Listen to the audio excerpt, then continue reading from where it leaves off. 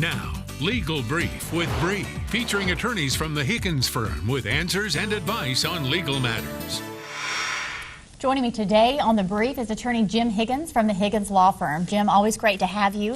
Your firm has a whole area that focuses on the employment. You have a whole employment division, I guess, there at your firm. Talk to us about the Family Medical Leave Act and a little bit about some of those cases that you see involving this. Yeah, sure. We handle a lot of what we call Family Medical Leave Act or FMLA violations. Right. You know, what the FMLA is, it is really a good law. If you have worked for a company for about a year, they have 50 or more employees, and you or a family member have what we call a serious health condition under the law. You know, you've got to take care of somebody in the hospital, having a baby, things like that. You can take up to 12 weeks off and your job is protected. Now, it's not paid leave, but you know, today it can be so hard to find a job. That is a valuable thing to me, just to be able to know that, hey, if I've got to take care of my mom or my grandmother or my child because they've got this health problem, then my job's safe for a week, 2 weeks, 3 weeks, up to 12 weeks. Okay. What are some of the most common violations that you see, though, where